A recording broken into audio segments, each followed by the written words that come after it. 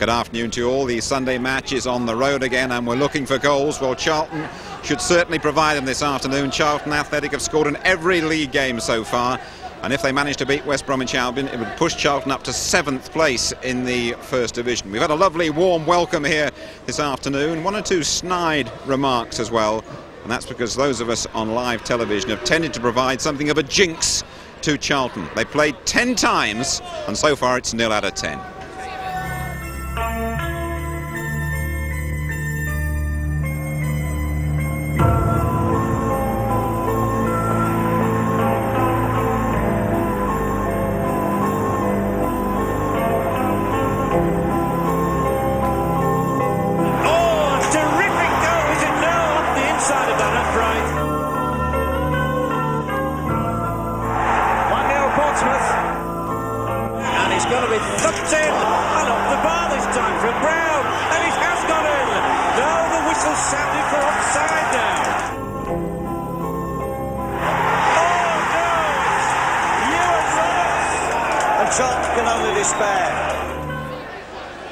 And watching and wincing with me, and what is something of a video nasty, Alan Kirbishley. Alan, I reckon this could be the day when you break that jinx. I hope so.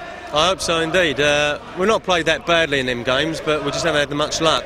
And hopefully our luck will turn around today and we'll get a result. You've taken a bit of a gamble. You're playing big Carl Leaburn up front. Tell us about that. Well, Carl's been out all season, hasn't played a game for us, and Gary Nelson's been out for the last 4 games. So we're taking a bit of a gamble on them. They've not had much practice really. They've played 1 reserve game each, so hopefully they get through today.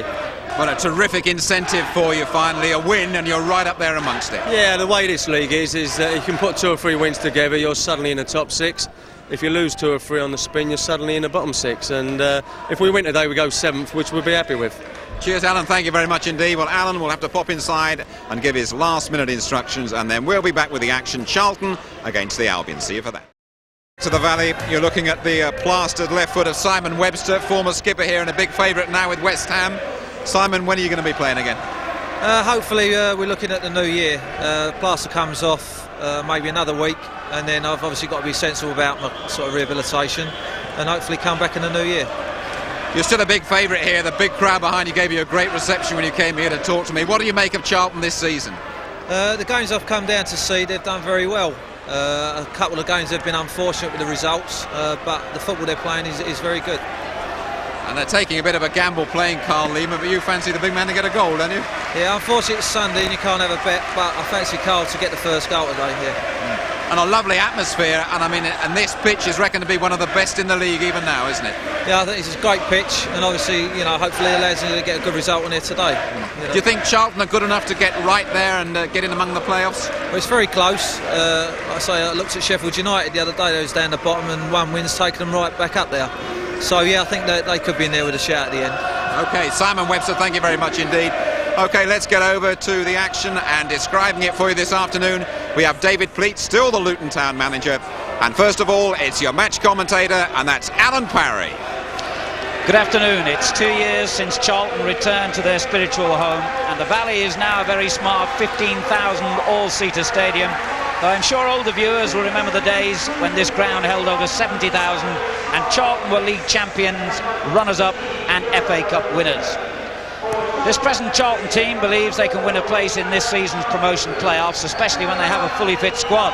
Charlton are suffering badly from injuries and have hardly been able to field the same team twice, but things are looking better. Gary Nelson is back in midfield after missing 5 games. Colin Walsh also returns. Leading scorer David White is still injured, but back to lead the attack is Carl Leaburn, who starts a match for the first time this season after suffering a knee injury in pre-season. Leaburn scored the winning goal when Charlton beat West Brom 2-1 here last season. Albion's new manager Alan Buckley is able to name an unchanged lineup for the 4th successive game. He's brought back Paul Edwards, Mickey Phelan, Bernard McNally and Ian Hamilton, all left out by previous manager Keith Birkinshaw. And although West Brom seem to have tightened up defensively, they aren't getting many goals themselves. Indeed, their top scorer Bob Taylor has only 5 goals, and he hasn't scored for the last 7 games, equaling his worst spell as a West Brom player. Today's referee is Keith Cooper from Swindon. And the substitutes, Sean Newton, Scott McGleish and Andy Petterson for Charlton. For West Brom, Carl Heggs, Kieran O'Regan and keeper Tony Lange, who began his career at Charlton. And a big day for this young mascot, 11 years old, James Gebbard, a brave lad who tragically lost the use of his right leg. All the Charlton players went to see him in hospital, and he was thrilled to be out there with them today. Well, alongside me, David Cleat, and after all the drama of the last few days, I'm sure, David, relieved and happy to know what your immediate future is. Absolutely, Alan. It's here enjoying watching Charlton Athletic and West Bromwich Albion. Charlton Athletic, a side who've scored 27 goals already but conceded 26. There tells a story. And West Bromwich Albion will be buoyed by the management change, and Alan Buckley will get them passing the ball. And I'm sure with so far not one away victory to their credit, they'll be looking to spring into attack very quickly from defensive positions today. West Bromwich Albion in the blue and white stripes, Charlton in the red shirts and white shorts. Charlton 12th. If they win, they'll go up to 7th place. West Bromwich Albion 1 place off the bottom of the table. Pitch in good condition here at the New Valley. Quite a windy day and a good sized crowd. Leaburn with the header on, and that's something they've certainly missed, his aerial presence at 6'3". It's an important factor in his game. Steve Brown with a long ball. Good defending by Raven for West Bromwich Albion. Leaburn in there again to win it back and find Robson, the former West Ham and Spurs winger, getting a good dangerous ball into the box. Paul Mardon with the clearance. Charlton force the first corner. Good little player, Mark Robson. He's been a bit erratic lately, but a quality player. And that ball was intended for him and came back to him, and that was a marvellous save by Naylor to prevent Robson scoring the first goal of the game within 2 minutes. The corner's already been taken. Colin Walsh in possession. Won back by the captain, McLeary. Sturgess for Charlton. And this is Richard Rufus, the teenager centre-back. Over the head of Edwards, and out of play for West Bromwich Albion's throw-in. But David, almost first blood to the home side there. Well, Stuart Naylor's pulled them out of trouble, but it was his original very weak kick that led to all sorts of insipid defending, and Mark Robson strode by too with a very poor cross, and then we had that final effort that was saved by the goalkeeper. There was some very weak defending there. Alan Buckley won't be very happy with the first minute's work, but fortunately for them, they're still in it. Rufus swinging one goalwards. Phelan, the former Manchester United player, got it away, picked up again by Sturgess. And he wins the Charlton throw. Only 19 as well, Sturgess. 10 of the 14 Charlton players named for today's game came through the club's youth system and didn't cost them a penny in transfer fees. This is McLeary. Sloppy ball by him, but won back well by Walsh. And again Sturgess. Leaburn survived the challenge from Phelan. And that's a poor ball by him. Ashcroft, former Preston winger, dispossessed. Robson. And again Colin Walsh. Not the ball he intended. Neil Parsley read his intentions. Phelan. Hunt. Skillful player Andy Hunt. And again got through 2 tackles marvellously well. Hamilton sweeping it out to the left. Ashcroft gets the layback from Taylor. Then a good interception by Steve Brown. Robson with the clearance. Kim Grant. Good ball by Walsh. This is Sturgess. That's Gary Nelson take over. Leaburn the target. Hamilton under pressure on the edge of his own box. Did well to find the outlet in Lee Ashcroft. And then Paul Edwards into the Charlton half. Hunt. Ashcroft again seeing a lot of the ball early on. former England under-21 winger. He's got a lot of pace and good crossing ability, though that time he just slightly got it wrong. Well, it's a brisk start, a refreshing start, with both sides looking to the ball to get to wide players. Gary Nelson will push onto the touchline as early as possible to feed off Colin Walsh's passes, and on the other side, Mark Robson will try his trickery out against Edwards at left back. But it is a refreshing start, and Albion too do look quick to break. Ashcroft, of course, has pace. There's Bernard McNally, the Northern Ireland international, and suddenly space opens up for him. And maybe then he would have been better advised to go on himself and try the shot. He tried to release the ball to Hunt instead, and it went wrong.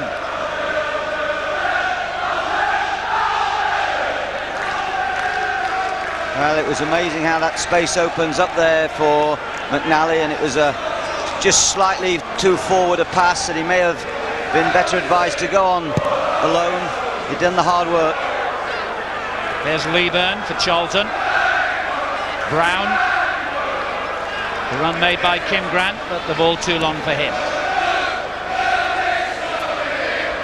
Scored 4 goals in his last 7 games, Kim Grant, 22-year-old. And yet another who came through the YTS system here. Keith Peacock, former Charlton favourite himself, responsible for producing so many of these young players out there today.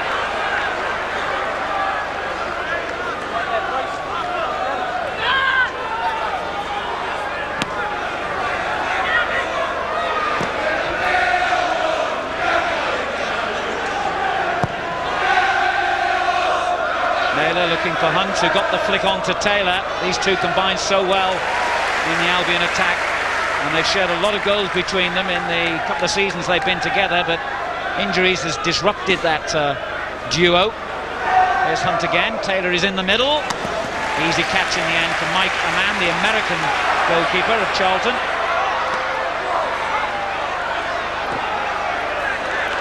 McNally.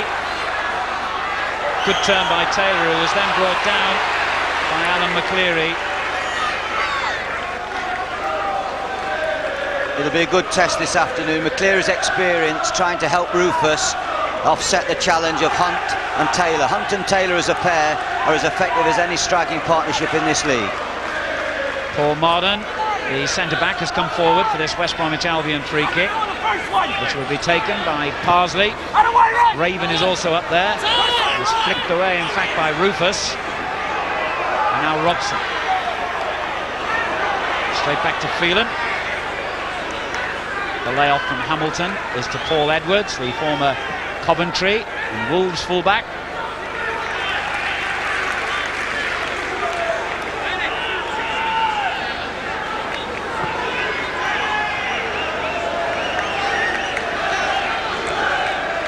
Charlton with only 1 win in their last 6 games, incidentally, a 2-0 victory at Port Vale, and they've lost their last 3 games here at the Valley against Reading, Burnley and Bolton, all by the same scoreline, 2-1.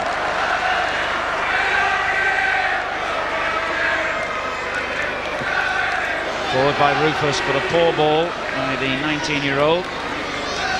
Made his debut as a substitute against Derby a couple of weeks ago, and has played in the last 2 games against Sunderland and Bolton.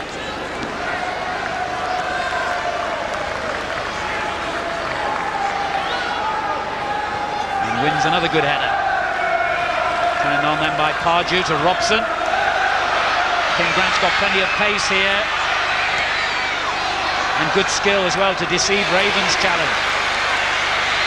Robson. And coming in on the back post was Gary Nelson, but couldn't quite get the connection. That was good tracking by McNally there onto that back post with Nelson. It was a ball into an area, most dangerous area, and there we had a case of a midfield player tracking the wide forward player and doing just enough to put him off. Good defending, McNally. Edwards under pressure here on the edge of his own box, and that forced him to concede the throw.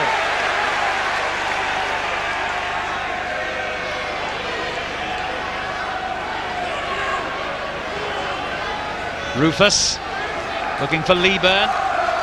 Good clearance though by Mardon. And then Phelan finds Taylor. Ashcroft. Well, he almost got it back by accident. Now Parsley for West Bromwich Albion. Taylor again got a clout in the back from McLeary as he laid it off, but here is Taylor, and again McNally bursts into the space. Good work by him. Taylor was the target, but the cross was well met by Brown. And it's his clearance that has Mardon stretching. Leaburn, Mardon there again. Well, some bright play in the opening 10 minutes here by both sides. Mardon, who recently came back into the team after injury, signed a year ago from Birmingham City for £400,000, and that's considerably more than the entire Charlton team cost.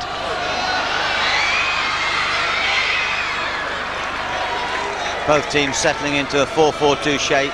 Alan Buckley has played that way for years with Grimsby. Everyone knows their jobs, everyone knows their responsibilities. West Bromwich Albion have toyed with one off the front two and various diamond shapes over the last 2 or 3 seasons with Ozzy, Odd Ellis and Keith Birkinshaw.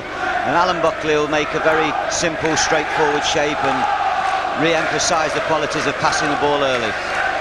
It's the 5th game under the new manager for West Brom. They beat Reading, drew against Port Vale at home, but they've lost both their away matches against Barnsley and Watford under Buckley.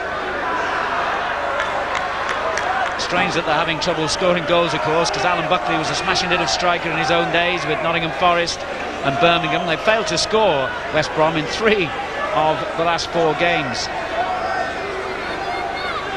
Great time with Grimsby, who he kept in the upper reaches of this division for a long, long time.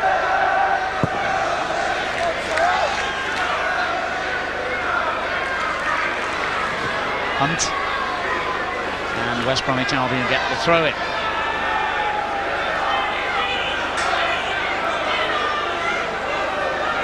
Hunt again. Edwards. Forward for Taylor. And the rebound fell kindly to the West Brom player. Then great skill in possession. And a great ball too. McNally gets in again on the back post. Well, that's 3 times that Bernard McNally has forced himself free of his marker and got into good positions, David. Yeah, McNally's normally would like to play more central, but he's playing in this wide position. This is a good position. You want your wide players to get in that back post area, and he's done the best thing he could do. He had to get it back in first time. He's won the corner. Mardon and Raven forward for the kick again here for West Brom. The ball cleared as far as Phelan. Ashcroft turning it back in. Hunt got in between the defender and the goalkeeper, but Ammann made sure the ball was his. An American, as I mentioned, who signed for the club in the summer after gaining a degree at Fullerton University in California. Be fascinating, the 3 American goalkeepers in this league. Sommer, my keeper, Keller at Millwall. Hold on a second, as Kim Grant gets a rebound, and it's a rebound that has produced the first goal of the game. 13 minutes gone, Mardon dismayed at his ill fortune, but Kim Grant celebrates his good luck and celebrates his 5th goal in the last 8 games. That was good anticipation by Grant to get in behind. When the first ball was being flicked, it was that big long ball down the middle, direct football, Leaburn's header, but Grant was quickly looking for the ball behind. He had a bit of fortune, but in the first place he knew that once Leaburn was jumping, he had to anticipate in the space behind. Great start for Charlton. 13 minutes gone, Charlton Athletic 1, West Bromwich Albion 0. From West Brom's point of view, a really unlucky goal to concede that. And they don't even get a goal kick there from McNally's attempted cross, but this young lad who was born in Ghana, just 22, he's had a lot of niggling injuries that have prevented him showing his real form, I think, over the years here at Charlton. Maybe a question mark. Mardon may have been tucked around a little bit more when Leaburn went to flick the first ball, but Grant gets the credit for reacting quickest.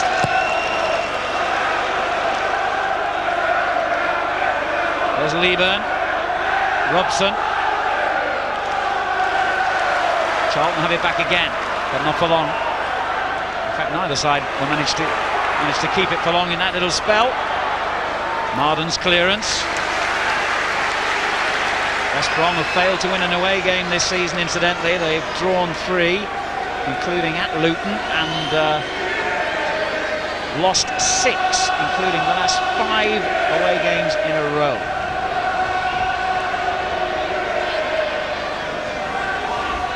There's Walsh, McLeary. It's not a bad ball. Leaburn took it well with those long spidery legs of his. Ashcroft. It's a sloppy ball. Brown's interception. Leaburn in a good position in the box, and Brown over both their heads. Good early pressure from Charlton, who settled quickly into their game. And Robson again gets space for the cross, but couldn't deliver it accurately. There's a nervousness about Albion's defending in the last third. It was seen in the first couple of minutes in the game where a couple of defenders made very weak challenges.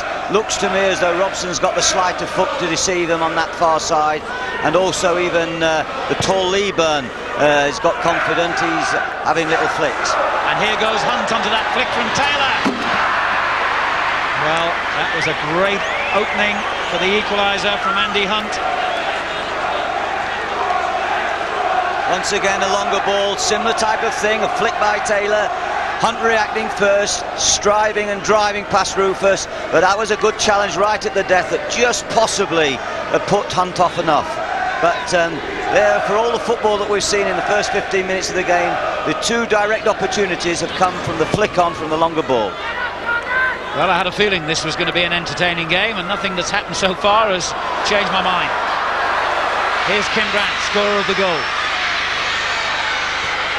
Good tackle, but it's a corner. Ashcroft getting back to defend.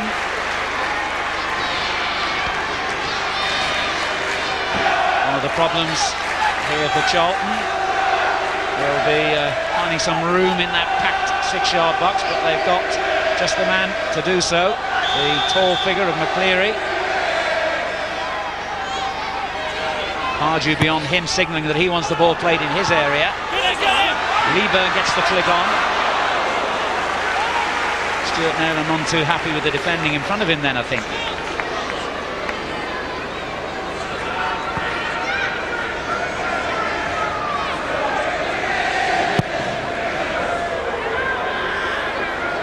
Brown's clearance.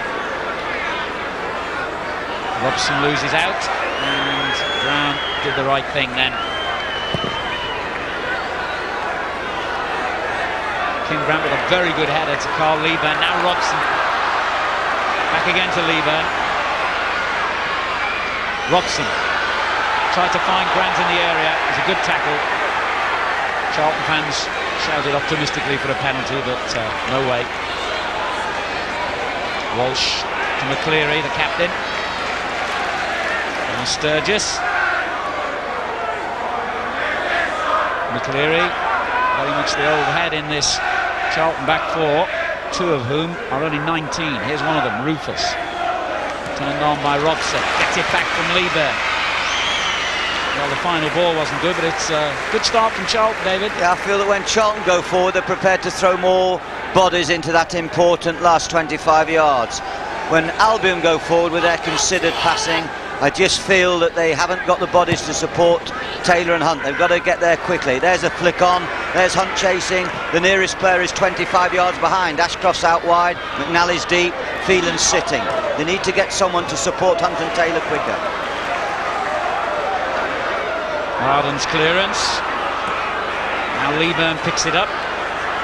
McNally. Raven having to chase to get there first. On Parsley rather, not Raven.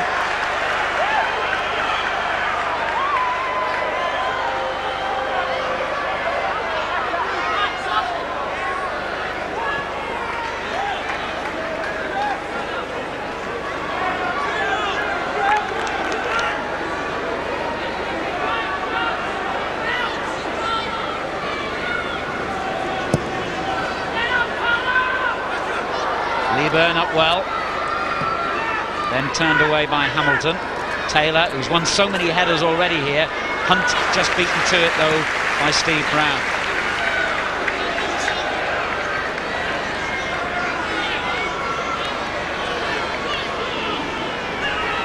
Leaburn always a target from these kicks. Edwards gets this one away. Ashcroft helping it on further. Taylor. Incidentally, I've just heard news from that big African Cup match in which there's been so much interest because, of course, of the appearance of Bruce Grobbelaar, and his country, Zimbabwe, have beaten Zaire 2-1 with a disputed late penalty, I gather, by the Coventry player Peter Unlove. That match just finished. This match still got a long way to run. 70 minutes, 20 gone. Charlton leading West Bromwich Albion by 1-0. Grant the scorer for Charlton in the 13th minute. West Brom have a free kick.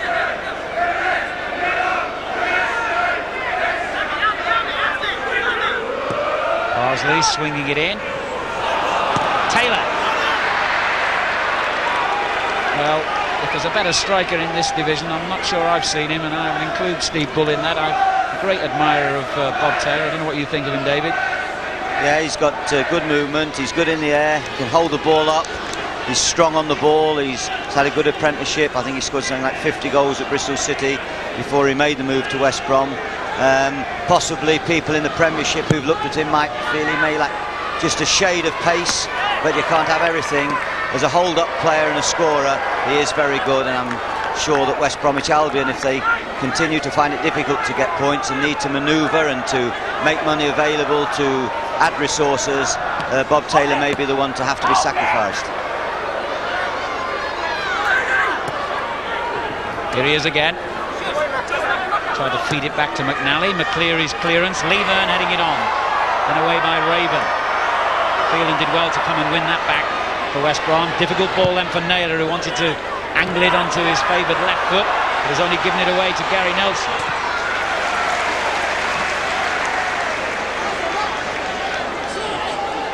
Wanted to take the throw in quickly, but there was no options on, so he leaves it to Sturgess. Clearance by Paul Mardon. Pardew doing well. Rufus, got himself out of trouble well there. McLeary, Grant, Phelan wins it back. Hunt, Taylor. Almost a terrific ball out to Ashcroft. It was well anticipated though by Brown. Now Raven being pursued by Leaburn and conceding the throw. Midway through the first half, Charlton leading West Bromwich Albion by 1-0.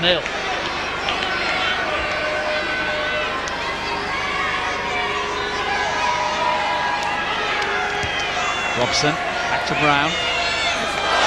Foul by Ashcroft. Played every game this season, Steve Brown.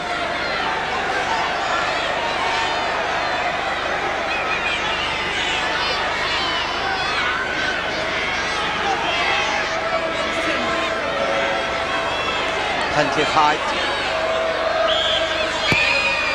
The corner swung out towards Pardew. It was a good firm header, but it looped exactly where Stuart Naylor wanted it to, into his arms.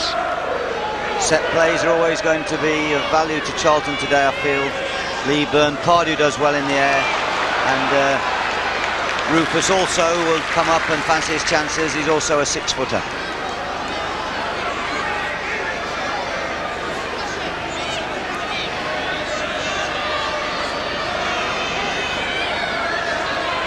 There's Walsh.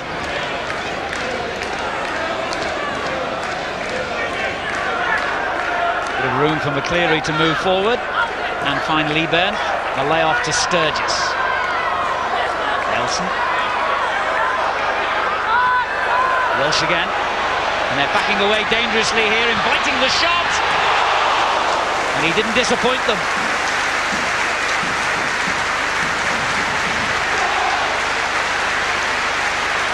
There's good movement here. Sturgess went in front when the ball was played inside. There's Walsh, clever, got to the side of the ball and got his shot in just in time before the rather weak challenge there of the West Bromwich number 11, Ian Hamilton.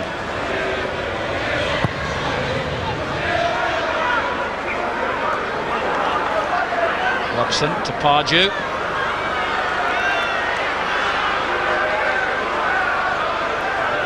receptions by Paul Raven. His 4th game back in West Brom's side after being out more than 2 months through injury.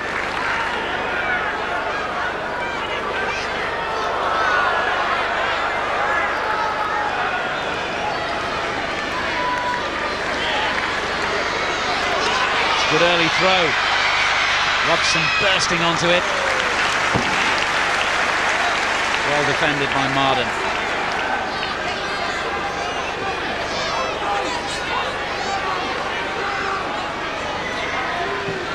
Turned in by Rufus to Leaburn.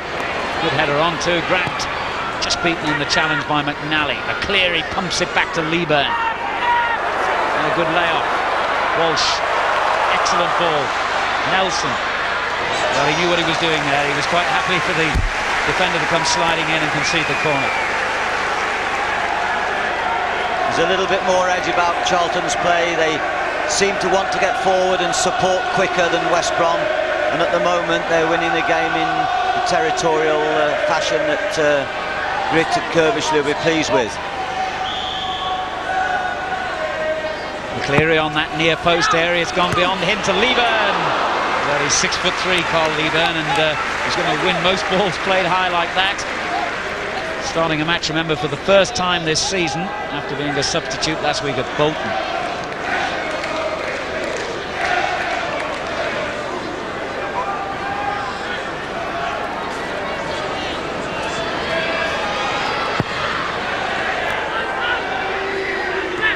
Taylor with a good header on. And the clearance by Sturgess. Here he is again. Straight to Edwards. Good header by Walsh. And that was a dangerous thing to even try, I think. Referee's allowed play to go on quickly. Nelson feeding it to Sturgess. The ball across the 6-yard box. 5 red shirts in that box there. That's significant. Charlton get forward into the box. A good cross could have developed the goal. Good play by McNally. Now Phelan.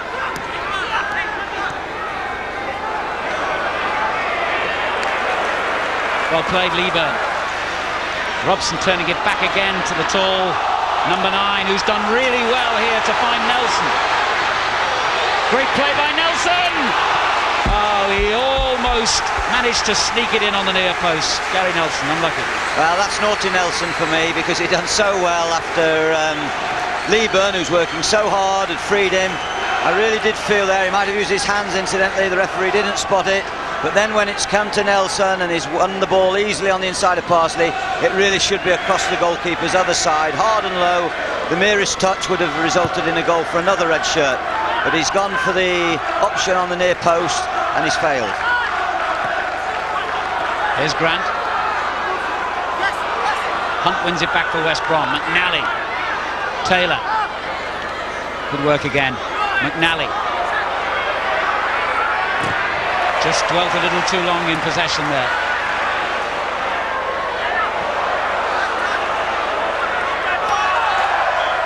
And Neil Parsley unable to keep that one in. I've just heard a final score from one of today's FA Cup first round matches, and this is a real surprise. Marlow of the Diodora League 2, Oxford United 1. So a real upset there. 2 goals by Caesar. 2-0 in fact it was. 2-0 to Marlow. 2 goals by Caesar. They came to bury him, Oxford. Now they're going to have to praise him. And that's surely one of the big headline makers of this round. Marlow 2, Oxford United 0.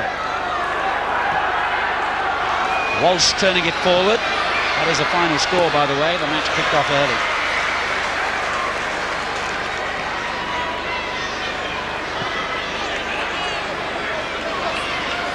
I'm sure Alan Buckley at the moment will be looking very closely at his formation. He has the opportunity maybe to push Ashcroft behind the front 2 strikers. Good cross there, and the header by Nelson from Steve Brown's centre over the top.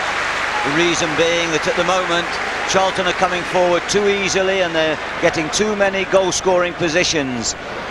They're having too many chances. The cross unchallenged, the header almost unchallenged, and there you see the goalkeeper putting out his hands as though to say, come on, we're not defending well enough.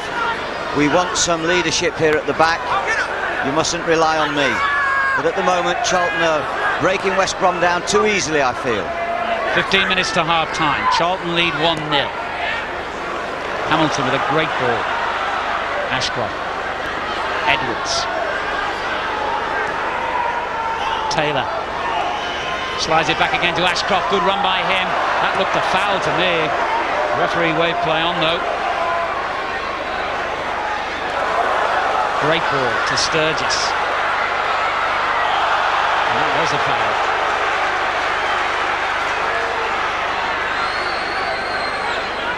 I don't think we've had an offside decision. I won't be sure about that, Alan, but it's indicative of the game. It's very open, there's good space in midfield, and at the moment Walsh and Pardew are winning that battle. That's right, there hasn't been an offside. That's very unusual, half an hour gone. Charlton have the free kick then. McLeary, the captain, lofting it in towards Pardew.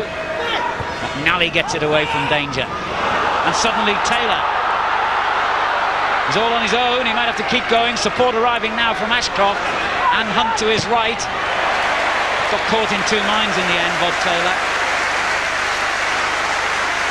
And acknowledges that perhaps he should have laid it off a bit quicker there. Hunt. Hamilton. Parsley joining the attack.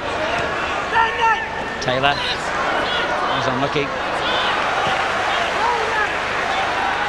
Robson. Grant's header was a good one, but Leaburn hadn't got far enough forward to make something of it. And he got a knock playing it on there, the Charlton goal scorer. McNally for West Brom. Finds Hunt. Dispossessed by Rufus. McLeary will just leave it to Nelson. Now Leaburn. Gary Nelson again. Not expecting a bit much of Leaburn then. However, Mardon was forced to concede the throw-in.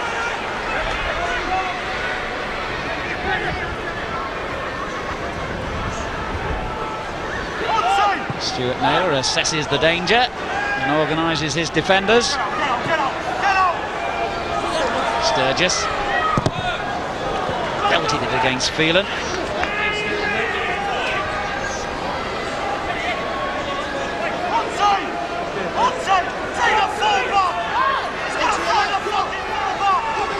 There's McLeary. Leaburn climbing highest again, and it comes back to him. That was a good save again from Stuart Naylor to deny Carl Leaburn. He's playing really well at the moment, the West Brom goalkeeper.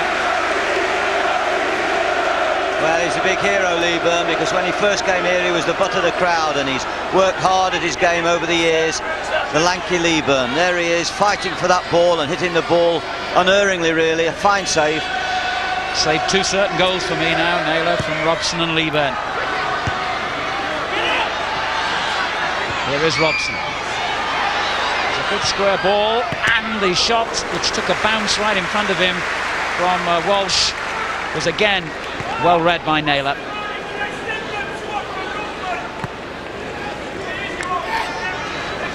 Steve Gritt, one half of the partnership with Alan Kirbishley, that have done such a fine job. This is their fourth season now for the joint managers of Charlton. Leaburn, Pardew, great ball.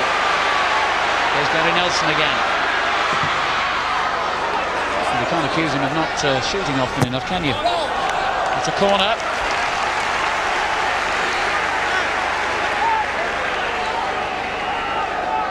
Far more impetus about Charlton's attacks. Once they get beyond the middle third, there's more paciness about their play.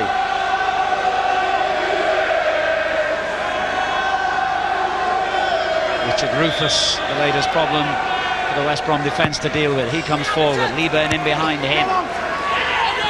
Ball cleared as far as Nelson. And then McNally hooked it from danger. Forward by Sturgess. Ooh, he's taking a risk there, Naylor. He was very calm in the end, but he has to get it on that left foot, doesn't he? Oh, he's got a real problem. He's very uncomfortable when it's on his other side, and so is Rufus here under pressure from Bob Taylor. But to be fair to the young man, he stood his ground well. Mardon playing it straight back in. Taylor to Hunt, but he hit it straight against his colleague. And a wonderful ball by Walsh. Very good tackle as well to stop Grant in full flight. 10 minutes to half time. Mardon denied him. Charlton have a throw and a 1-goal lead. if a goalkeeper is so one-footed, he's got to take a step backwards very quickly so that he can get the ball out onto his good foot. If he comes on the ball too quickly and it's under his feet, he just can't manoeuvre it, and they saw a good example of that. Sturgess doing well. Nelson. McLeary. Sturgess makes the cross this time. Leaburn's downward header. Pardew took it in full stride. But Carl Leaburn is certainly the biggest problem for West Brom at the moment.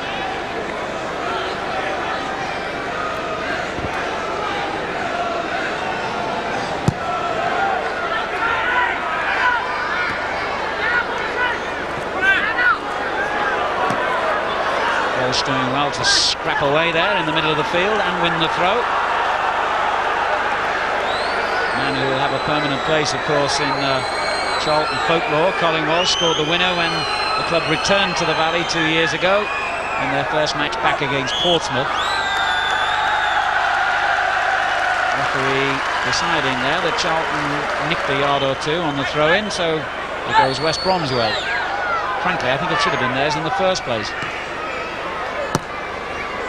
Parsley knocks it in long. Good defending by McLeary. Parsley. McLeary again doing well, first to it.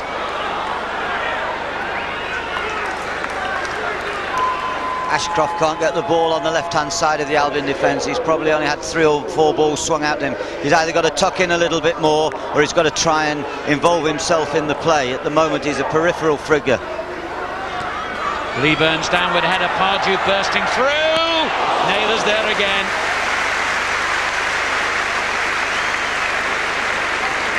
Denying Alan Pardew this time what would have been his first goal of the season.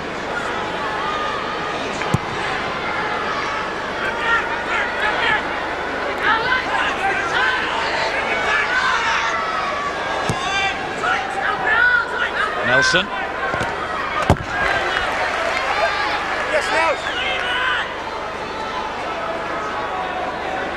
Incidentally, those who believe that live television has a detrimental effect on gates at the games that we broadcast ought to know that this is Charlton's biggest gate of the season here today, 10,827.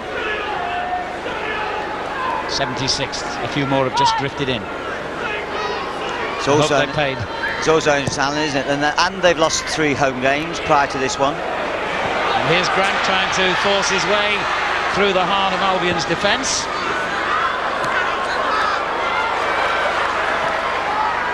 That's right. 3 successive home defeats. But they're leading 1-0 and playing very well here. Pardew. That wasn't too clever. Straight to Ashcroft. Can West Brom get a goal back before half-time? Phelan. Hunt to his left. Taylor directly ahead of him. And McNally supporting down the right. Well, it wasn't a bad effort. He got up well, Taylor, but he will be disappointed he couldn't head the ball downwards. Yes, McNally sized that one up. It was as perfect as Taylor could wish for. He went slightly early, I feel, and it was at the top of his jump as the ball arrived and couldn't quite direct it down. All came about when Pardew gave that ball away in the attacking third, and Albion for once just broke a little bit quicker. Raven's clearance. Pardew wins it back for Charlton. Now Grant. Hunt did well to intercept. But suddenly Hamilton is dispossessed.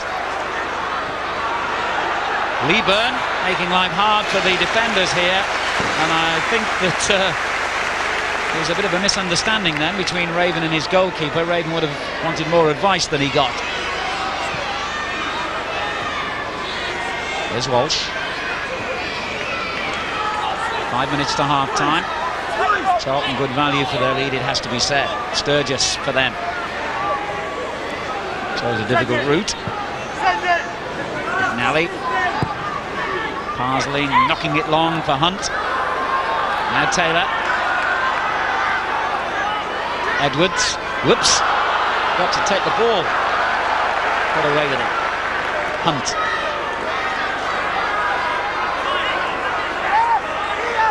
Parsley again. McNally. There's Hamilton. Wasn't quite accurate enough and telegraphed it a little bit, enabling Brown to win it back for Charlton. McLeary. The ball. Nelson.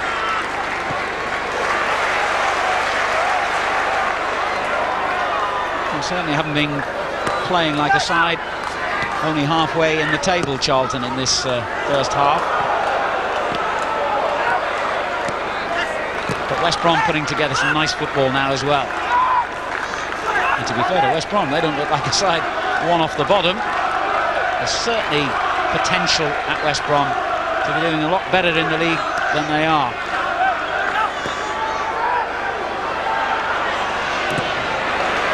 Hamilton dispossessed by Walsh. I know Alan Buckley feels that he's got to spend some time assessing his playing staff at West Brom. They got 32 pros and he hasn't seen most of them play a competitive game yet. And he has been told that he has no money to spend on replacements. Leaburn doing well to find Pardew as Charlton press forward again. Sturgess swung in for Leaburn. This time it didn't reach him. Raven got it away. Brown. Leaburn. And they're penned in their own half here, West Brom. Good skill on the ball by Ashcroft, but Dean's then given it away to Robson. That's great play. Lovely quick feet from Robson. And again. Good play by Mark Robson. He's a little will-o'-the-wisp. Signed him a few years ago for Tottenham from Exeter, and he was a real lightweight then. He's still a lightweight, Mark, but he's matured and he's got lovely feet.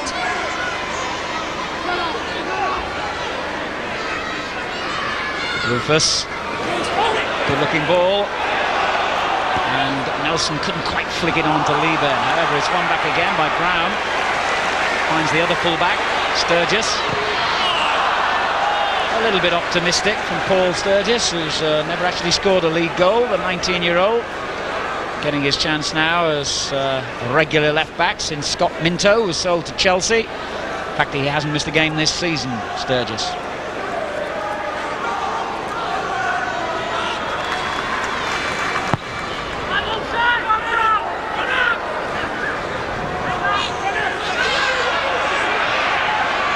Well, the goalkeeper didn't really give Sturgess very quick advice there, so the defender had to play it forward, and as a result, West Brom have won back possession with Hunt. Parsley. McNally. Phelan and Hunt and Hamilton all joining the attack. Back it goes again to Phelan. Hit it well along the ground, but routine save, I think, for Ammann.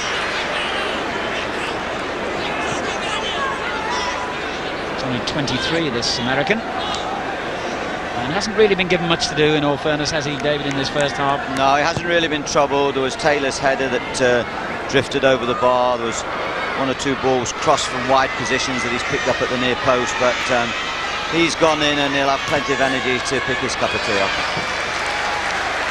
Paul Edwards forced to concede the throw there by the close attentions of Grant. And coming in on the back post was Nelson. Not really picked up by West Brom's defence. Well, it was once again McNally who was trying to get with him, and sometimes I feel that there's an over-covering by Parsley, because that's about the third time Nelson's got in at the back post, and there you see the nearest player to him is the little fella McNally, who's tracking him back. Parsley's over-covering. The two centre-backs to me aren't really in unison this half. The Albion centre-halves, that's where Charlton have had as much superiority as anything. The lanky Leaburn giving him trouble in the air, and Kim Grant's chasing. To be fair to West Brom, they've got two other centre-halves out injured at the moment. Gary Strodder and Darryl Burgess have both recently had Achilles operations. So they're certainly stretched through injuries. And Darren Bradley, who could play such a vital role for them in midfield, also got injured in a reserve game in midweek.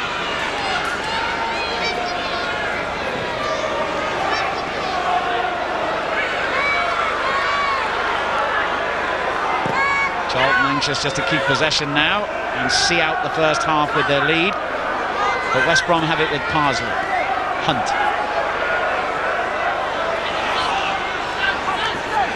His intention's a bit obvious there. However, that's a corner. McLeary was hoping that Sturgess was going to come and help him out. He didn't, and West Brom have a surprise late corner.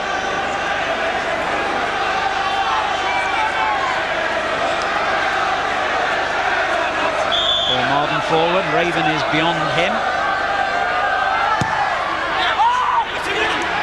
Raven getting up well, but Charlton dealt with it, and that in fact sees the end of an entertaining first half here at the Valley. Charlton, I think, good value for their lead. They played some crisp and exciting football at times. Although it has to be said, there was a good deal of fortune about Kim Grant's goal, which deflected to him off Paul Mardon's attempted drills. West Brom will want to do a lot better than this, though, in the second half. And we reach the interval at the Valley with a scoreline: Charlton Athletic 1, West Bromwich Albion 0. The match coming to you live from the Valley this afternoon, where Charlton lead West Bromwich Albion by a goal to 0. And David Pleat, looking at that first half, I think you can see why the Albion are down where they are. Well, they like to work the ball, they like to pass the ball, but they haven't got the authority at the back at the moment to contain the liveliness of Charlton's attacks. Charlton's are playing far more spiritfully from the midfield onwards, and I don't feel there's any authority in the Albion defence, and they're nervous under pressure. They've created lots of chances. The only goal that they've scored, perhaps an element of fortune, and a real Route 1 goal, this one. Yeah, I like Charlton, David. Yeah, we were just discussing the three American goalkeepers in this league. That was a long ball. Leaburn's always difficult when he gets a little run at it. But I think Mardon might have done better there. He was a little unlucky. He did try to get the clearance, but Grant was in front of him, or certainly alongside him. And of course it ricocheted off his right boot into the goal. It's 5 in 7 now for Grant, but yeah. Leaburn has done particularly well in this half, hasn't he? Yes, I think that Leaburn's scrapping and challenging and physical presence is always difficult to contain. And Grant always plays with a terrific enthusiasm, you know. He loves to get through those inside right, inside left channels, and they're a good foil.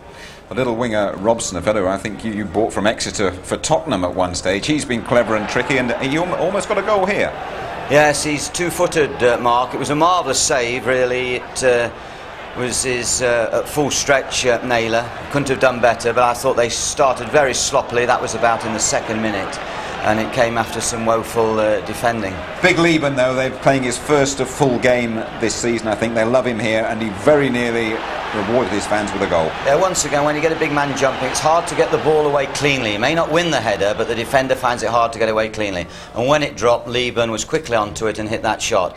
I think Charlton may look at the first half and feel they haven't got as much from it as they might have done. And of course, Buckley will be working very hard in that dressing room, and he has to change that around. He will do something, either tactically or physically, in such a way that you'll get a response. This second half will be bright. Well, David, I know you're a great admirer of young talent, and there's a 14-year-old here who they're all talking very highly of, a little lad called Scott Parker. Now, this was him juggling in a McDonald's commercial, and he's got a little career in front of him, I think. Let's join Gabriel down on the pitch and find out more. Yes, well, Scott Parker during the World Cup, but TV helped turn him into something of a national celebrity, but it wasn't just tricky camera angles and clever photo work. It was real super skill as well from the youngster. He's been with Charlton for the last 4 years at their School of Excellence, but today they're officially signing him on as an associated schoolboy. The Charlton chairman, Roger Ulwin, is doing the honours now with young Scott. He's actually beaten, Charlton have actually beaten other clubs, other big clubs, to Scott's signature. It's a significant day for Charlton, and a significant day, of course, for young Scott. Well done to him. And looking very smart as well. Scott Parker, a name to watch out for. Charlton are a goal to the good. See if they can pull off that first televised victory in the second half. Rejoin us in a couple of minutes. Live at the Valley on the Sunday match this afternoon. There's the biggest crowd of the season here, close on 11,000, and Charlton are a goal up against West Bromwich Albion. Before the kick-off, we had a word with Alan Kirbishley. Let's have a chat now to the other part of the management here at the Valley, and that's Steve Gritt, and he's talking to Gabriel. Steve, how impressive was that half? Very impressive as far as we're concerned. It's definitely the best we've played at home. Now obviously we're looking to keep it going in the second half. It's a matter of taking chances now, I suppose, isn't it? Yeah, I think that's the only thing that's missing at the moment, is that extra goal or two. We've certainly had enough pressure, and now we've got to try and convert that pressure into goals. Is there still a feeling of edginess though when you play at home because of the poor recent record? Well, I think obviously having lost the last three, that's perhaps in the back of one or two players' minds, but we've been very positive today, which is nice to see. I think if we can go on and win the game, then that'll give everyone a boost. What about defensively? What's the message there? Because they have got Bob Taylor, he's been a handful at times. Well, they're aware of what they're capable of doing up front, our back four and the rest of the team. But basically we just told them to keep it going.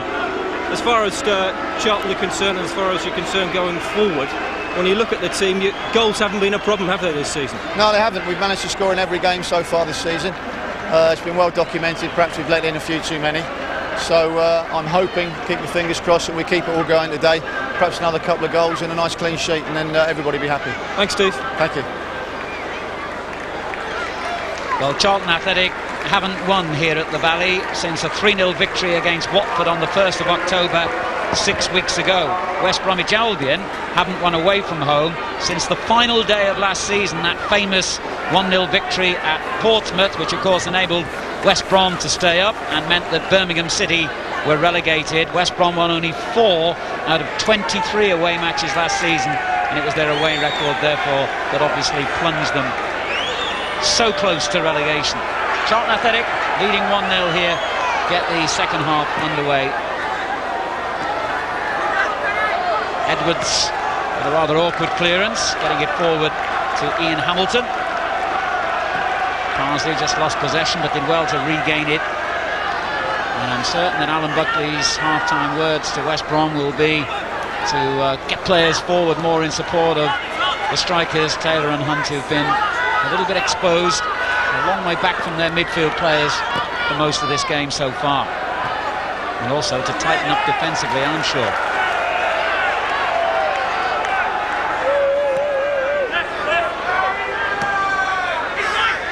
There's Brown for Charlton, taken off him by Phelan. Played over 100 games in his 5 seasons for Manchester United. And I remember he was one of those always useful in quiz questions who won just 1 England cap. Robson getting away from his marker, Edwards superbly, and just as he did at the start of the first half, he does so again at the start of the second half. Mark Robson testing Stuart Naylor. Rarely lose possession at throw-ins, Charlton. They've got 1 or 2 things up the sleeve. That was good. In Robson's inside onto his left foot, and a quick early shot.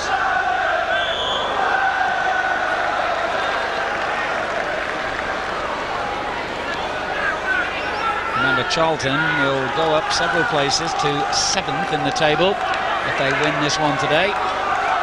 Big incentive for them, but West Brom desperately need the points. They're already seemingly facing a long, hard winter and another struggle against relegation. It's been a troubled season on and off the field for West Brom. They were, of course, unfortunate that they had to play their first, I think it was 5 games away from home. That is a real difficult task for them, and obviously they had to win 2 of those or 3 of those games to really get a good base, and they weren't able to do that. Yes, with the Hawthorns being rebuilt, it's a magnificent stadium now in the making, and it would be a shame if they couldn't hold on to First Division status. There's Grant for Charlton Athletic in their own magnificent stadium, and they get a corner, challenged by Mardon.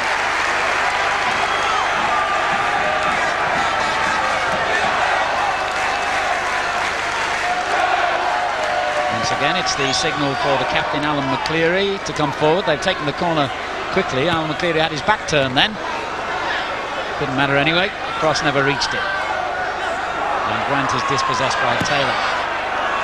And is injured. Walsh. Well played, Rufus. Referee hasn't seen the Charlton man down injured. I think he has now. Obviously got a crack in the jaw there, accidentally, I believe.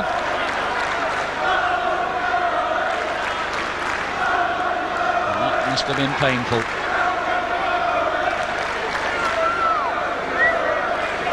And this is how it happened.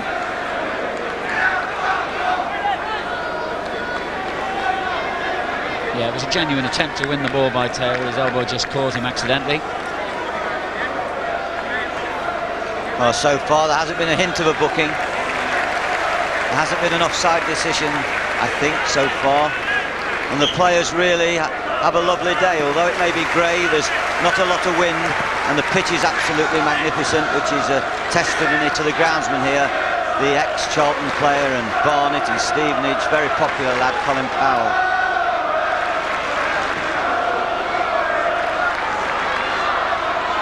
McNally fighting his way through 2 tackles to find Hunt. Now Hamilton. Parsley. The long ball for Taylor to chase. McLeary is with him and finds about row W of the stand. White right 2. They can't score while it's up there.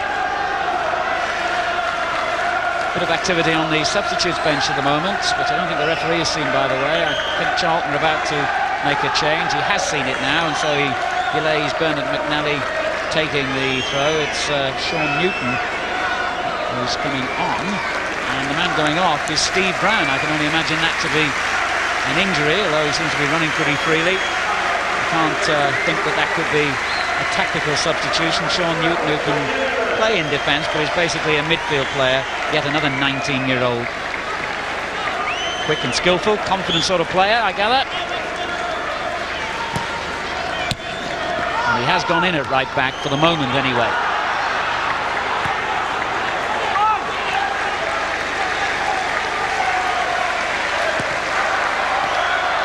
I think Brown took a knock in the first half, and he looked a little bit groggy for a while, and obviously at half-time he's gone in, and they've seen the doctor at half-time and said, well, give it a few minutes. If you still feel a little bit rough, well, we'll make the substitution. They will have spoke about it at half-time. They were prepared for it. Yes, I've heard from the dressing room now it was a severely bruised leg, and they gave him just 5 minutes, and obviously it was still troubling him. And the substitute gets straight into the thick of things. Here's Robson now. Walsh, good ball. Sturgess. Nelson lays it back to McLeary.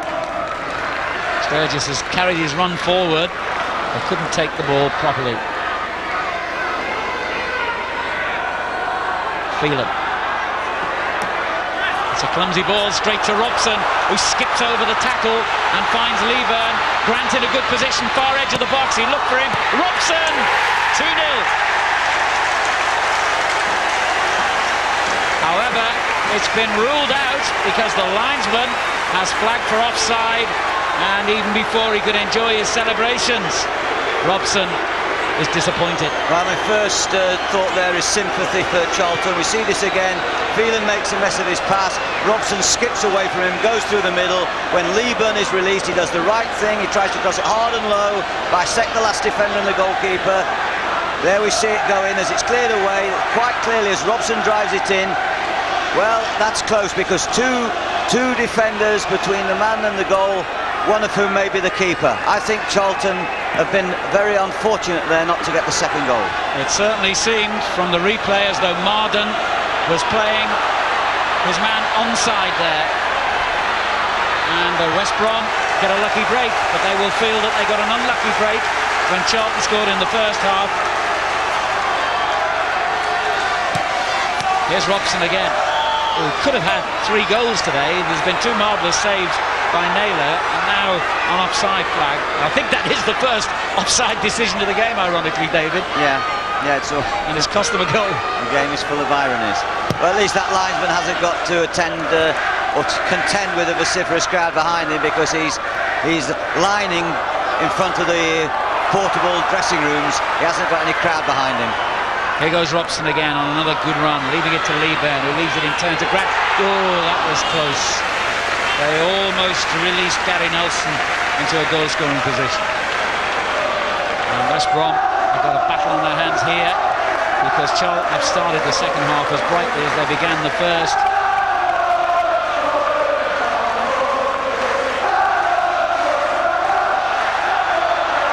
Foul given.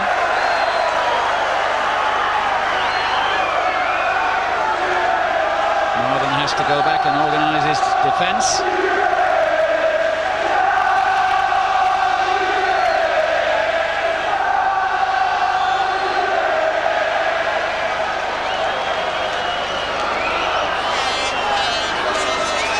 Well, the West Brom players all came rushing out then, trying to get an offside. So Walsh had to back away and play it out to Nelson instead. Did well to make the cross there, and it went behind for a goal kick. West Brom are going to make a substitution themselves now, incidentally. Looks like Heggs is going to come on here.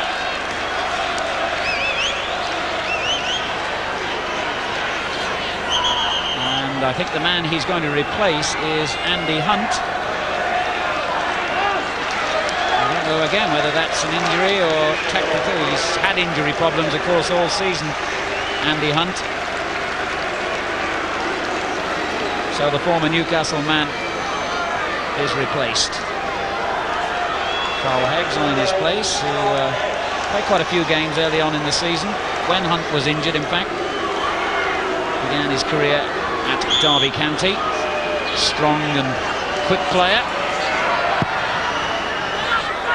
He goes up front now to partner Taylor and gets his first touch straight away.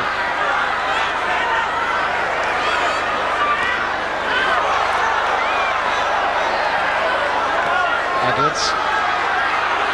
Heggs. Ashcroft.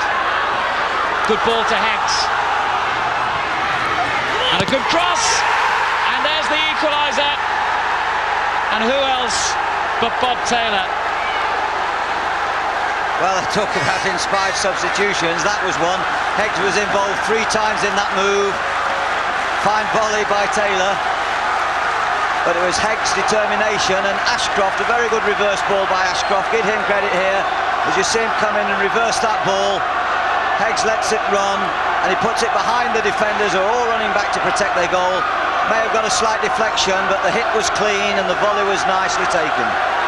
So Bob Taylor ends his lean spell of 7 games without scoring by getting the equaliser, his 6th goal of the season. And the man who has rescued West Brom so often in the last couple of seasons has done so again here. Sturgess knocking it in long to Robson, who tries another great effort. And Stuart Naylor had to take that at full stretch. Looks as though he's destined not to get a goal today. Good effort, Dave. Yeah, it's a good diagonal ball, and it was clever. Got good vision.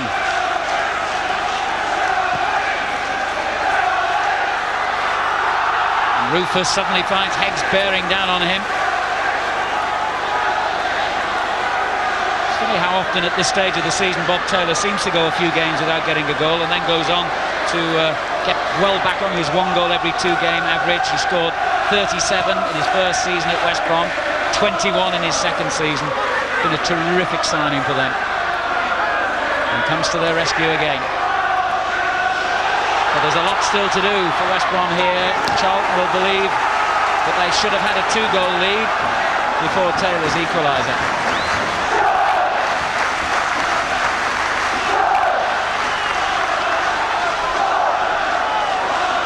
Grant. Sturgess forces the corner.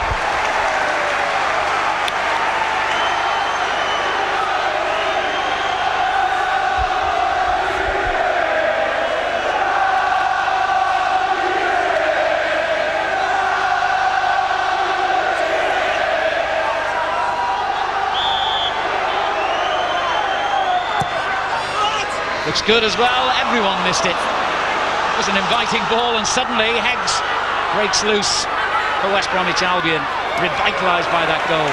However, Rufus takes it off him. Edwards will have to get in there quick, and did so. Naylor gets it on his favourite left foot this time.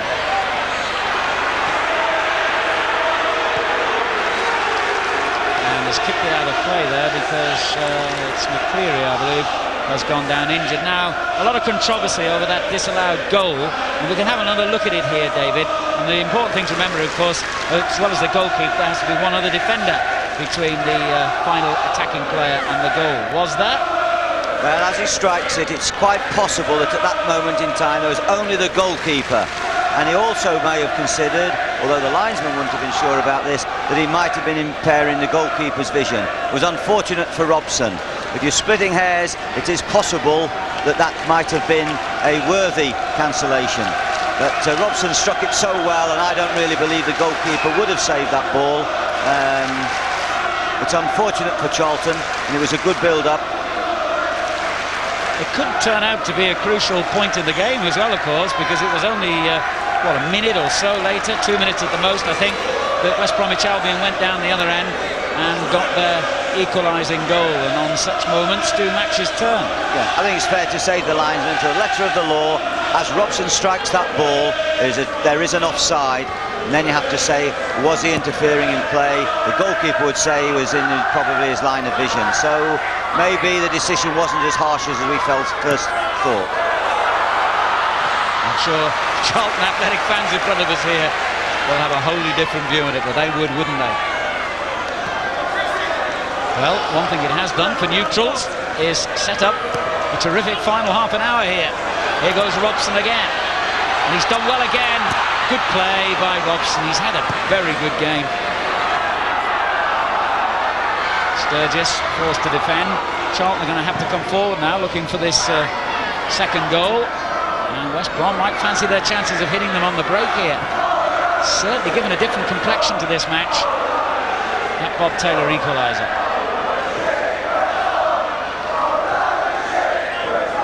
Leaburn gets it back again. Nelson.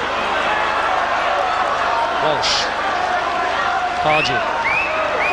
Goes down in possession by Taylor. Phelan. McNally. And did well in the end. Heggs may just give West Brom a little bit more running opportunities up front. I felt they lacked a little bit of penetration, a little bit of pace to run on and to try and stretch Charlton. Indeed, I didn't feel they stretched them at all in the first period. Half an hour remaining here at the Valley. It has been a very entertaining match, and it's level now. And Alan Buckley's side believe they can scrap away here for a point at least.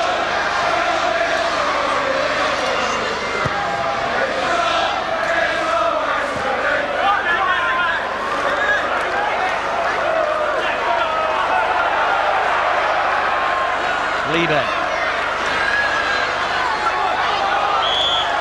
It's Charlton's throw-in off Ashcroft.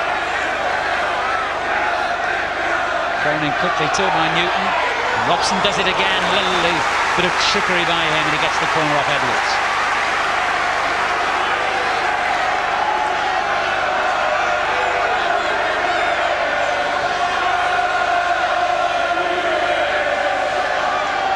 McLeary goes to the near post.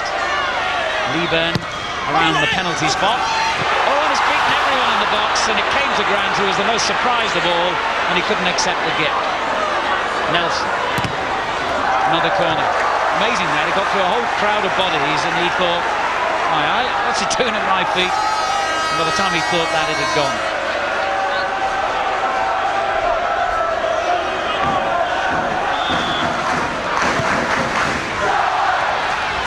Cleared only as far as Robson. Clever ball back in. That was a dangerous one. Taylor back defending. Another corner, three in quick succession for Charlton. Robson.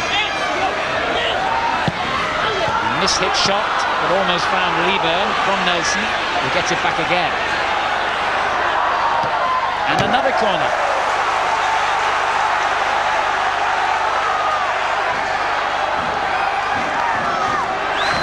Charlton have noticeably upped the pace of gear since conceding that goal.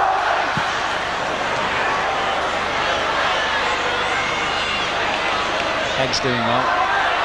He's made some difference already. What a good run. Should have been a free kick, surely, and it is. Referee seemed to be a bit late whistling. Wasn't only a free kick, I think it might have been a booking. It was from behind. Doesn't seem to be reaching for the dreaded yellow card. No, he isn't. But Heggs has made some impact here.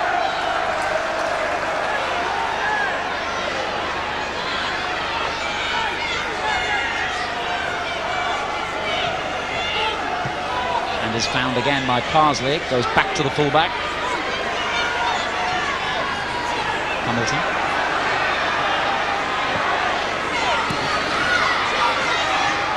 McNally laying it back to Parsley.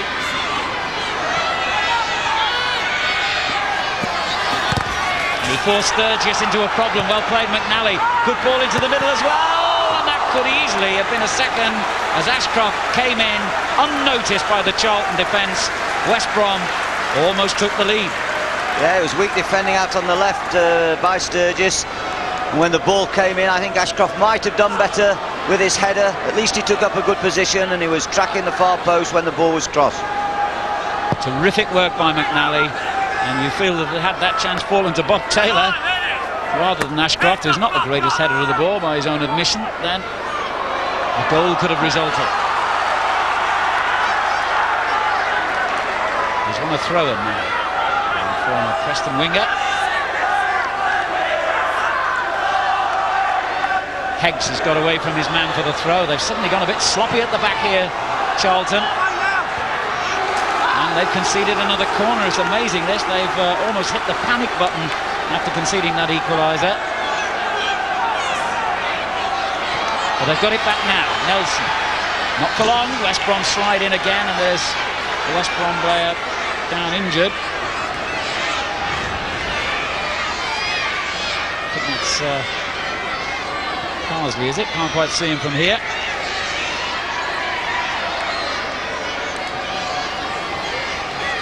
Well, it is astonishing the way the mood of this game has suddenly changed, David Pleat. Yes, I still think Charlton are holding sway and getting people forward quicker from midfield areas and defensive positions, and flooding the box much quicker than Albion. But of course, as the game goes on and more space develops, one would expect Albion to break, but I think they have to get it to the pacey player, and that's Ashcroft on this side. Heggs has helped them obviously a little bit, and of course the more Charlton push forward, the more green grass to leave behind the back players, and the more chance Albion, if they retain their confidence, might expose. There's Heggs. McNally. It's a good looking cross. Taylor's on the end of it again. Heggs is with him. And the clearance by Walsh. And now it's West Bromwich Albion driving on, and Charlton forced to defend.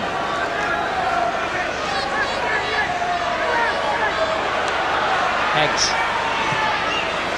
Good ball to Ashcroft. Edwards slides it in. Taylor couldn't lose his man, and the linesman spotted a bit of pushing there by Bob Taylor. Free kick to Charlton.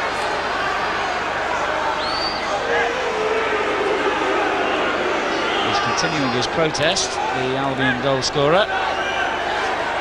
And he'd be well advised to cease at this point, I think.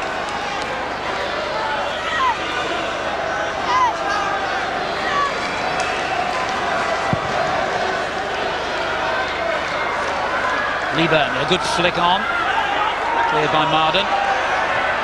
Leaburn in there again, and two players colliding head against head there, and that's why the referee has blown the whistle and allowed the physios to come on. Raven and Leaburn both clutching their heads. Raven obviously has the harder nut of the two. He's on his feet already. Yeah, it was an unusual challenge really, and even if he gets possession of that ball, or even if he wins the ball, he wasn't able to direct it. But all the lunge has done has got him a nasty bruise. Top scorer last season, Carl Leaburn, with 16 goals, and the supporters love him here. They voted him their player of the year. South London boy who spent the whole of his career at Charlton Athletic.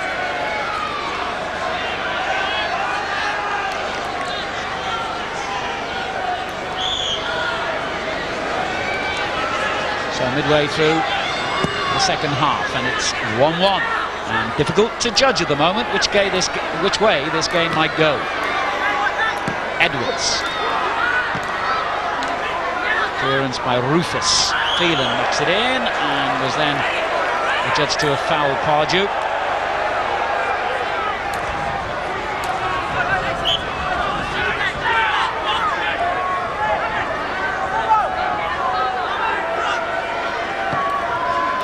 Good ball to Leaburn. He was strong enough to hold off Hamilton's challenge. Sturgess now finding Walsh. Rufus. Leaburn knocking it in short to Nelson. Good control by him in a tight position. Sturgess. Goal kick. And there's quite a wind now got up. It's a cross-field wind. Fortunately, both these sides like to keep the ball on the deck, so it won't handicap them too much. It is quite strong down there.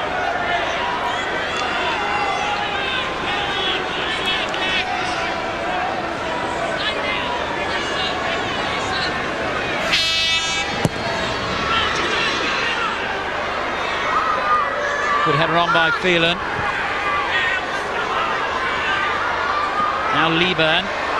Grant chasing the lobbed through ball, but Mardon got it away. Robson, deft little skill to the substitute Newton.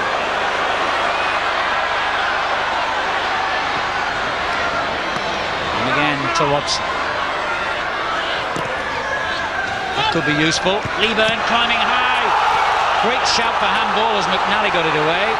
Noticeably from the Charlton fans. I didn't see any of their players appeal.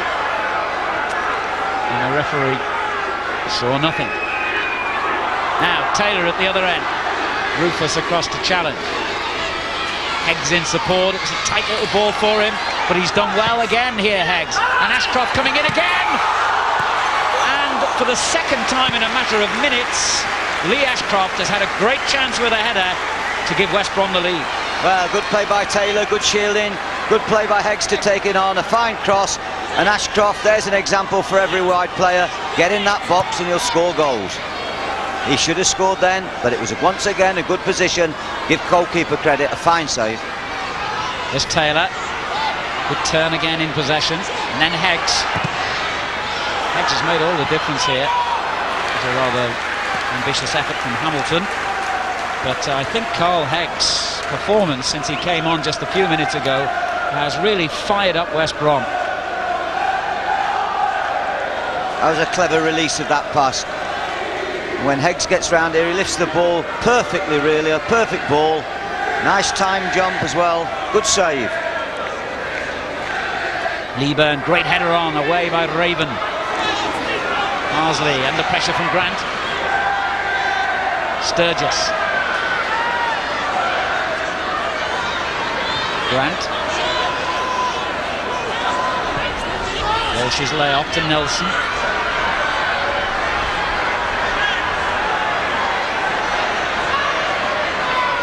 Goes back again to Sturgess. Cross hit in high. Ashcroft read it all the way though. And it's suddenly opening up again for West Brom here. Good ball to release Heggs. Bob Taylor inside the penalty area. And it had to be cleared by Rufus from right in front of his own goalkeeper. McNally getting it back in. Great turn by Taylor. That was a good effort, good tackle in fairness. Rufus closed him down very quickly. Well, Taylor's now showing us some of his qualities that he didn't quite produce in the first half. Very good at shielding the ball.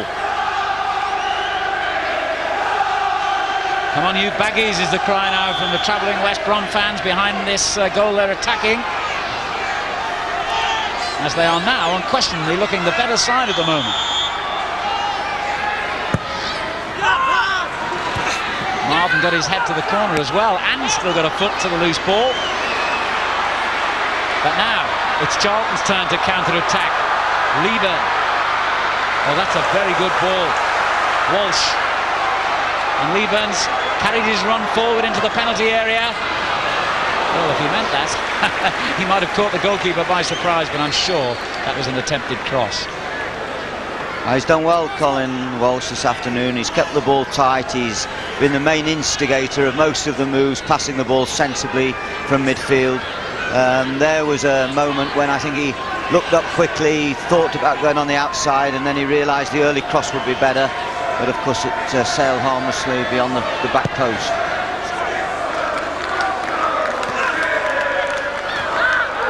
Ashcroft's header. Pardew flicks it straight to Hamilton. Parsley. Wow, that was a close thing.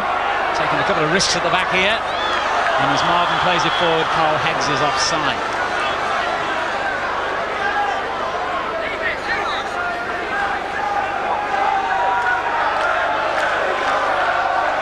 Strange little resemblance, Alan. The right back, or the substitute playing right back for Charlton, Sean Newton, isn't much different. It resembles Danny Thomas, who's the physio, of course, the ex-Tottenham fullback. He's now physio for West Brom. Grant challenging, and it almost broke loose there for Nelson, or Walsh rather, as he came into the penalty area. West Brom have quickly conceded a corner, and Leaburn heads it just over. Close thing there. Well, the guess is very finely balanced. I still would favour Charlton. Still feel that they just a little bit more effective in that last 20 yards of the field, but West Brom certainly breaking much better than they did first half. There's far more purpose to the play. Leaburn slightly unlucky there, but there's a quickness about Charlton's play.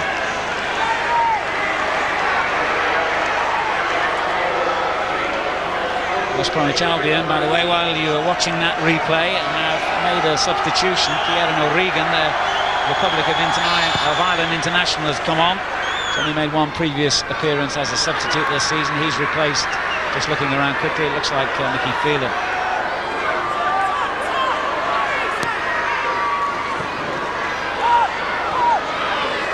Newton.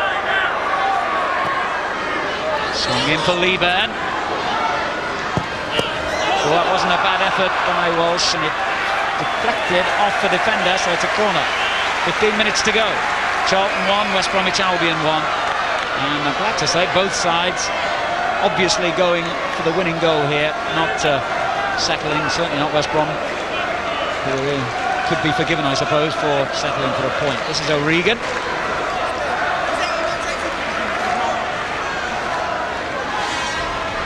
Former Huddersfield player, replacing the ex-Manchester United man, Phelan.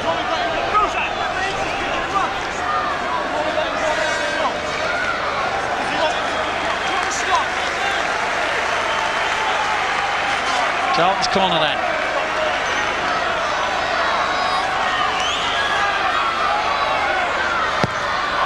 Leaburn trying to run loose from his defender. The punch rather by Naylor was a bit iffy. And then there was another great shout for handball from those fans behind the goal as Edwards cleared it. Here's Robson. Walsh. McLeary. West Brom get it clear, but it's a Charlton throw, and I'm sure they'll just up the pressure a little bit now in this last quarter of an hour.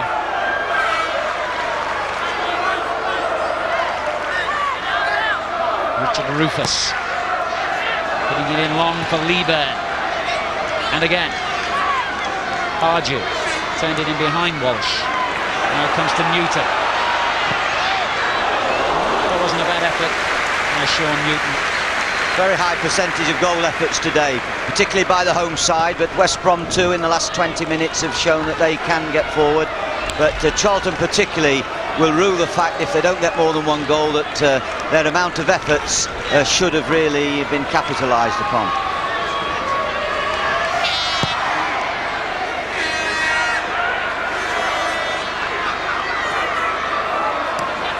McNally turning it forward. He's done well today, Rufus, for a 19-year-old. He certainly merited his inclusion in the side.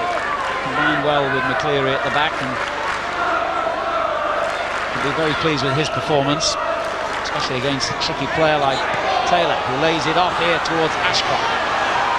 Wilson gets it back for Charlton. Now Robson. Raven pumping it back into Ashcroft. O'Regan. This is Parsley. Heggs. Done well again, Heggs. Every time he's had the ball, he's looked dangerous. Dispossessed this time by Walsh. Good clearance by Mardon on the halfway line, and certainly both sides are going for the win here. Hamilton. McNally. Played forward by O'Regan. Heggs has again got away from his man and gets a corner. And he might have had a free kick. He was sharper than the Charlton defender there and right on the edge of the box. 12 minutes to go.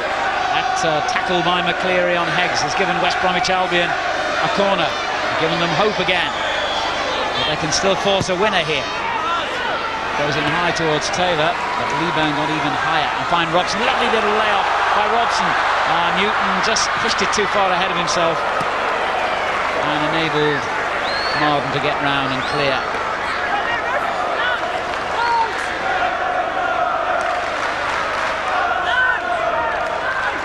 Incidentally, Phelan, the West Brom player who was substituted, has a thigh injury. Here's Heggs. Taylor takes over, then Ashcroft.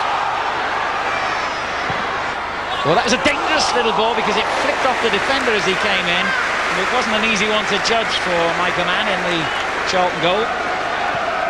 Good save. I noticed there that Rufus was trailing a little bit. It might be a little bit tiring for the young centre-half now as West Brom begin to come at them. There you see Rufus vainly trying to get towards Ashcroft, and when the ball comes in, that deflection was taken so well. Leaburn, meantime, for Charlton, finds Robson.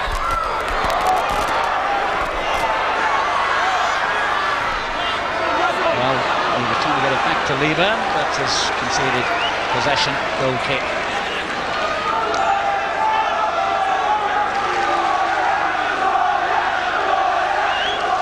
Well, Charlton Athletic have this curious, if not unique, record of never having won a match that has been transmitted live on television. Something like 10 games now. You have to go all the way back to the 1947 FA Cup final before you find the match that was officially live, won by Charlton Athletic. I wonder if that record is going to continue here.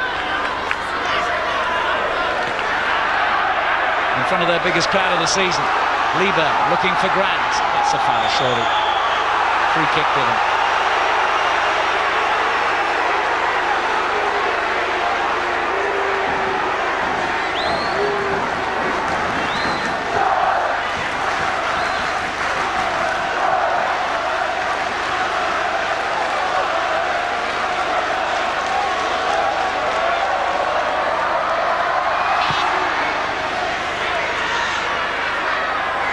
Heggs header on. Taylor. O'Regan getting forward. Look for Heggs again inside the box. The goalkeeper had to come and claim that.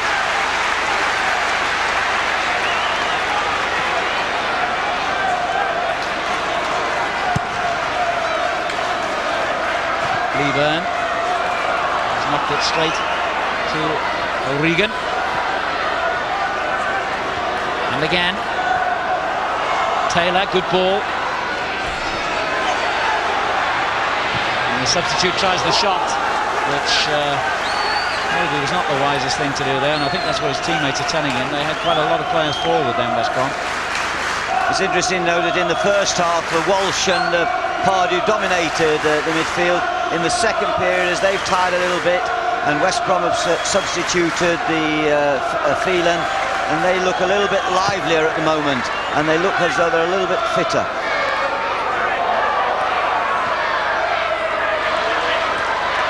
To Leaburn, chance here for Charlton. Leaburn! Well, it's all about positioning, isn't it?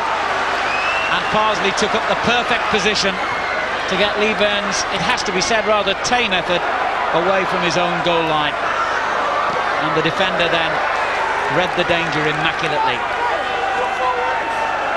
Well, it looked a good opportunity. It was a fine flick by Grant, and as he strove onward, thought that he might have a chance. Give the goalkeeper credit as well as Parsley.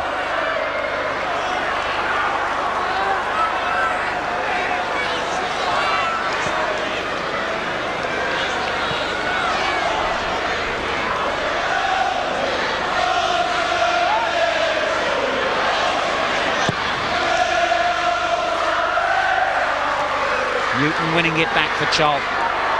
7 minutes remaining here. I wonder if we're to see a winning goal.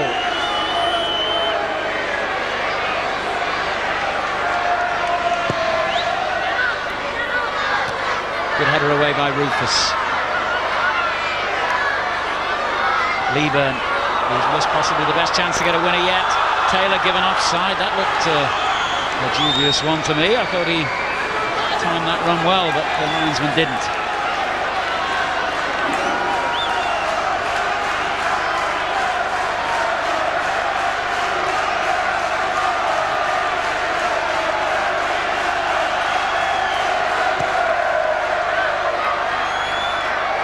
Grant couldn't quite take it. Headed away by Raven. Ashcroft with the early ball forward. That had to be won by McLeary. It had to. Heggs was in behind him otherwise. Then good play by Nelson, who's deliberately checked and continuing his run.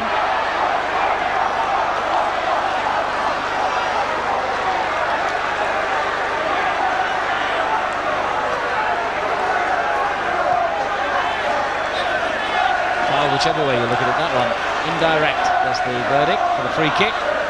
Rufus is forward with Leaburn on the edge of the box.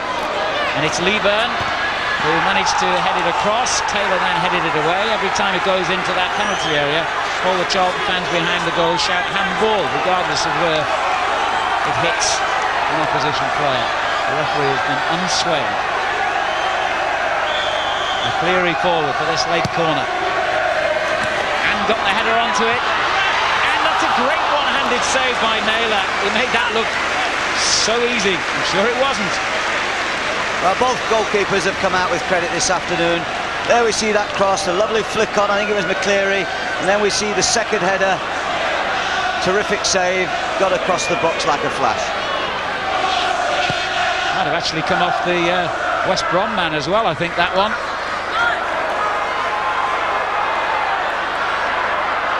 Here's McNally for West Brom.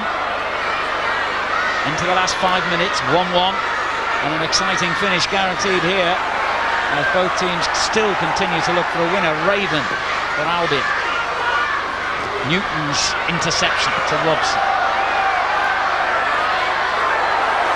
He's got past Edwards.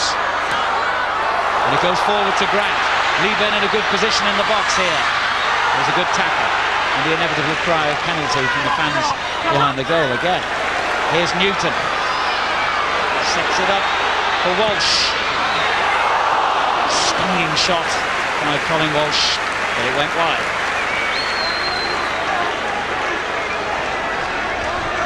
Well, David, it's a suitable moment to ask you who your man of the match is, in fact. Yeah, well, I'm going to give it to that man that just hit that shot just wide, Colin Walsh, because he is one of the original members of the Culture Club. He passes the ball, he keeps the ball. There's been lots of good performances. It's been an exciting game. Lots of good goal efforts, but I've felt that Walsh has been the man that's been prompting a lot of the Charlton attacks. And Charlton have had most of the play this afternoon, and Colin Walsh, he likes looking after that ball, and I like that. Yes.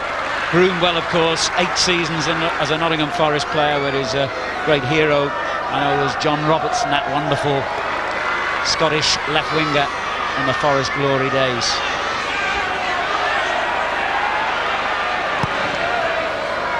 Three minutes to go. It's 1-1. Leaburn heads it on. Grant prepared to chase here and harry the defender Parsley, and he did well. Walsh in possession for Charlton. Can he get back to Nelson? O'Regan with the clearance. Heggs. He's done well again, Heggs. That's excellent play. Took 2 defenders to dispossess him. What a revelation since he came on.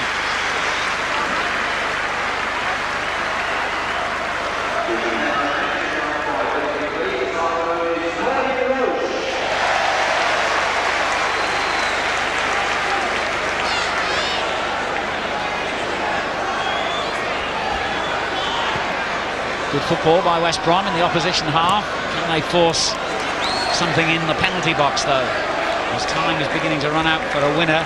But I think the way this game has gone, West Bromwich Albion would be more than satisfied at the moment with a point from a 1-1 draw. It'll be their 4th away draw of the season if it happens that way. Still looking for their first away win though. There's Taylor for them. And I think Heggs was offside there, yes he was. And Taylor played it back to him.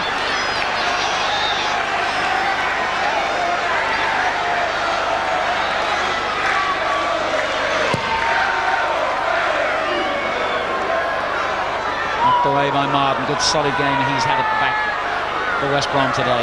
Sturgess knocking it in long again. Raven to the rescue this time. Edwards buries his clearance where it's brought down by Taylor.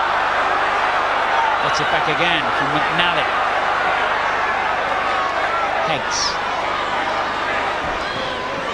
And Parsley's attempted ball down the touchline has gone out as we move into the last minute. Charlton have a throw-in. There'll be, well, I would guess a couple of minutes at the most to be added by referee Cooper.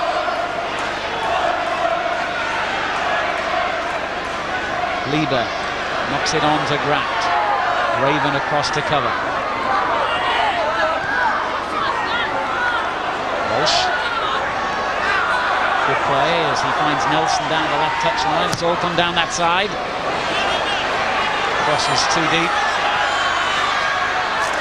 And even Leaburn with his long legs couldn't keep it in play.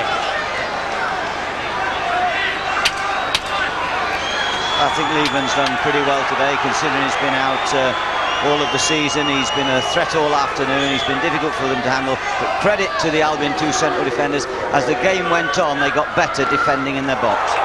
Pardew goes forward again and finds Grant. And the layoff to the man of the match. And the man of the match almost got what for Charlton certainly would have been the goal of the match. It could have been the winner.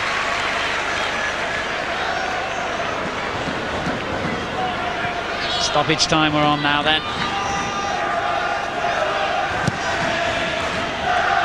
And West Brom will feel that their second half performance deserves a point here.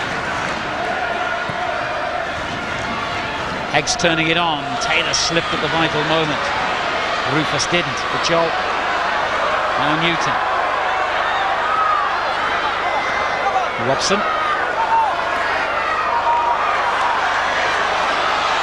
He's twisted Edwards one way and another and delivers a good cross. Leaburn knocking it in. Headed away by Parsley. Nelson.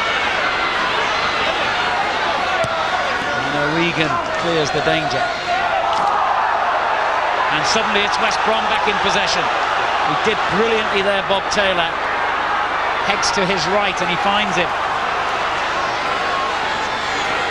No thought of just keeping it in the corner here. They still want to go forward and look for a goal by the looks of things. McNally. Knocked in long for Taylor to chase. And as he dived forward, McLeary let it run on for the goal kick. And I wonder if that's to be the final attack of the game. Certainly for West Brom. Minute and a half of stoppage time completed. Only the referee knows how much longer he will add.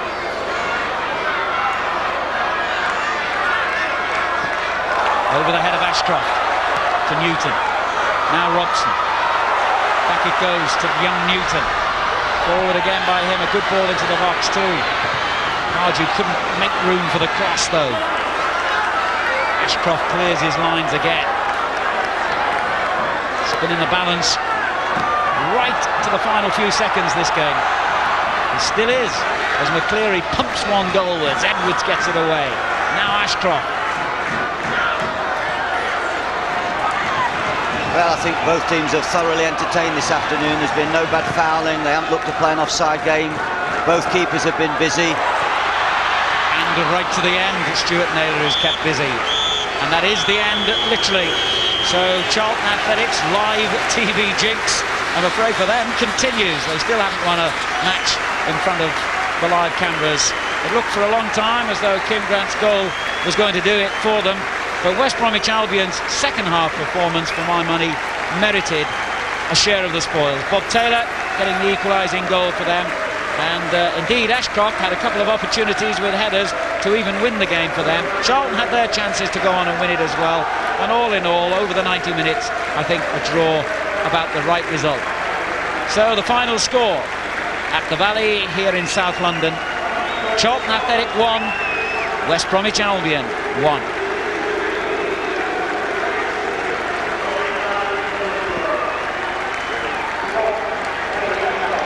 Colin, all in all, it's got to be a frustrating afternoon for you. Yeah, that's right. I think if we took our chances that we created in the first half, it would have been a bit of a different story. Second half we could have relaxed a little bit and played it. But that's the way it's happening at the club at the moment. That's the best we've played for about 6 weeks here. It certainly was exciting from Charlton going forward. Yeah, we are a very attacking team, and with Leaburn back in the side, I think we've got another dimension to our game. So hopefully we can carry on from here. What about the disallowed goal involving Mark Robson? What did you make of that? Because it looked a narrow decision. Well, to tell you the truth, I've never even seen the person in front of the goalkeeper, so... But if he's putting it in from that distance, it was an open goal. So I'm disappointed in it, yeah. Well, you've got this anyway, the Ensley Man of the Match Award, something for the side. Thanks very much. Well, maybe add to it later in the season, eh? Yeah, that will go with my golf trophies. Well done. And he deserves it as well. So Colin Walsh saying really that Charlton played their best for 6 weeks, but they didn't get those elusive 3 points in front of our cameras. Still plenty more to... We're live at the Valley, biggest crowd of the season, nearly 11,000 here, and they saw Charlton draw 1-1 with West Bromwich Albion.